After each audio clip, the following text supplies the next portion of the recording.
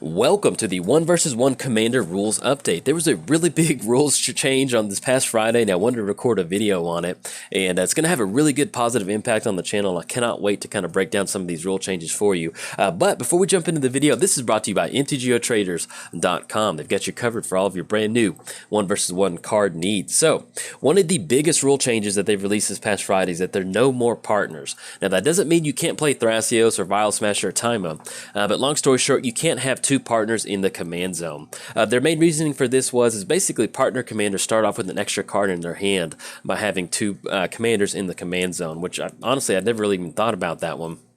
But it does make sense the way they phrase it that way. And also at the same time, you know, a lot of these partner decks, they tend to just be four color just kind of control decks. And they almost feel like you're playing against a legacy deck where everything is just streamlined. And I don't know, I just felt like it never really captured the spirit of Commander. Just kind of more of a good stuff deck. So, hate to see it go. You know, we had a Cadell and Rayhan Sultai counters deck that was a lot of fun to pilot. Like I said, it's not the end of the world that we're going to lose the partner ability, and I'm actually A-okay with it. So, but they did unban Vial Smasher the Fierce. So if you're a red-black player at heart and you miss playing Vial Smasher in 1 versus 1 Commander, go for it. But long story short, there are no more partners. You can still play the cards themselves. You just cannot have a partner. So Thrasios and Taima, unfortunately, they had to get a divorce.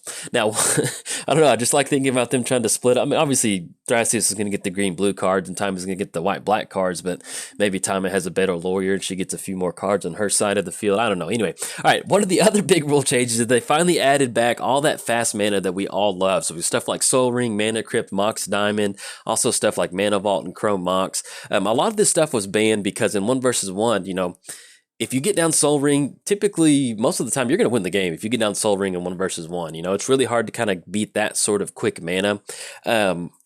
Having played with this fast mana in 1 versus 1, then them taking it away and now bringing it back, this is probably the only section of the rules change or the rules update that it's not necessarily that I don't agree with. I feel like this is stuff that they're releasing right now to see how it's going to play out, and they might ban it later. But at least in a 1 versus 1 setting, I would be okay if these are banned, but they unbanned them. Can't wait. They're going to all get added across the deck, and they make for some really fun gameplay, giving you access to some of that quick mana. But I would not be surprised if they end up basically kind of banning a few of these cards down the road. Long story short, they unbanned about 25 cards, so I think what they're trying to do is they're just hitting the reset button on this 1 versus 1 format. They're going to get a little bit more better data, and then slowly kind of trim it down from there. But we have access to fast mana, so if this has been holding you back from playing 1 versus 1 Commander, get in there, have some fun. The rules do go into place on July 25th after the update, so that's when you're going to be able to play with them. They also banned a lot of the really good tutors. I cannot wait to get these back into my decks. I miss them so much. Mystical Tutor, Vampiric Tutor, Enlightened Tutor, Worldly Tutor, and Entomb. I really missed having Entomb. That was one of those cards that I felt should have never been on the initial ban list. I mean, it does lead to some busted games, but we're talking about a singleton format with 100 cards, so why Entomb ended up on the ban list, I'm not sure, but I'm glad to have it back. They also unbanned Sylvan Tutor, which is another green drop. It's sorcery speed, but it just didn't fit on the slide, so just wanted to hide it like that. Now, Blue was nerfed really, really bad whenever they introduced this format because Brawl was really taking over kind of the competitive scene, or at least the league scene, and so they banned a ton of blue cantrips. So all these cantrips are back. I'm so excited. Brainstorm should have never been on that ban list. Same thing with Preordain and Ponder. Like I mentioned, this is a singleton format, so having access to Brainstorm to cast, I mean, it felt kind of silly that a lot of these cards were banned to keep Brawl in check, and then once they finally banned Brawl, they never re-released them back into the card pool, because some of the appeal of playing Commanders, having access to just, you know, powerful cards, it just felt really weird to be playing Serum Visions as one of the better cantrips in the format instead of having access to something like Brainstorm. They also unbanned Mana Drain and Dig Through Time.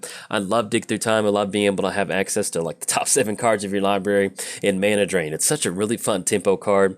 It's definitely going to be added across all of my blue control decks. Now, they did unban 2 more blue cards. We're looking at stuff like Treachery and Treasure Cruise. I've never been a huge fan of Treachery. Just kind of having access to that free mana, it's a little suspect. I mean, it's just not super fun sometimes if they gain control of a creature and get to untap their lands. But Treachery's unbanned, and then also Treasure Cruise having access to that Delve ability. There's not a ton of cards that I run Treasure Cruise in my Commander decks, but it's always nice to have it unblocked, or at least unbanned, to have access to some of that card draw. They also did unban a few more black cards that really kind of help you get some good stuff going. Demonic Tutor, Necropotence, and Yawgmoth's Bargain. These are all cards that were on the ban list that are really hopefully give Black a better shot at drawing deeper into the library. And they also unbanned two of my favorite lands. That's going to be Ancient Tomb and Guy's Cradle. Cannot wait to get down Ancient Tomb and get my life total down really low. And also Darien. You know, we have access to it, to all those artifacts. We're going to be able to deal damage to ourselves. That's going to go back into Darien to really help Darien out. And then Ancient Tomb is going to go great in that deck too. And then Guy's Cradle. You know, we have stuff like Growing Rights of Itlamok, which is kind of like the fixed Guy's Cradle, but it's nice to have access to some of this stuff. And that's going to be it for the actual 1 versus 1 commander update. So long story short, it's almost kind of like they just hit the reset button on what they did. I think it was about a year ago whenever they implemented the initial ban list, or this kind of the start of the process. I know it was whenever Brawl was released, so whenever that was, Magic kind of runs together for me at this point right now. But long story short, they've hit the reset button, so we'll probably see a few more incremental bans as time go on. Maybe they'll get rid of some of that fast mana. But other than that, basically, is they're bringing 1 versus 1 commander back to what it is, traditional commander. So that way it should be a nice seamless gameplay experience for you as the viewer. I don't have to get comments of why aren't you playing Soul Ring, or why aren't you doing this? Like, hey, we finally have access to some of the powerful cards of Magic. And I think that's with the rules committee, when they originally started out to kind of make this 1 versus 1 commander format, I understood why some of the stuff that they banned, but the appeal to commander is it's a casual format. You know, you want to have fun, you want to play with some really powerful effects.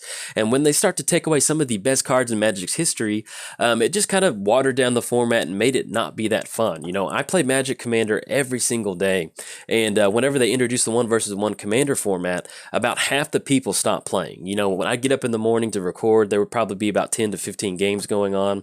Most mornings, there's only about 3 to 4 games going on. When I get off work, sometimes there's only like 5 games being played at 5 or 6 o'clock at night, when that should be peak commander time. So hopefully this will get more people coming back into Magic Online. In fact, if you have a Magic Online account, hop back in there. This is basically almost 1 versus 1 commander. I mean, traditional commander, except you get access to a few more cards, stuff like Primetime still unbanned, and then Prophet of Krufix. So it's kind of like the wild, wild west of commander. So if you can have some fun, hop back on Magic Online, and hopefully we get to play a game. But that's going to be it for the rules change. I hope you enjoyed this video, and if you did, like and subscribe. Thanks. Bye.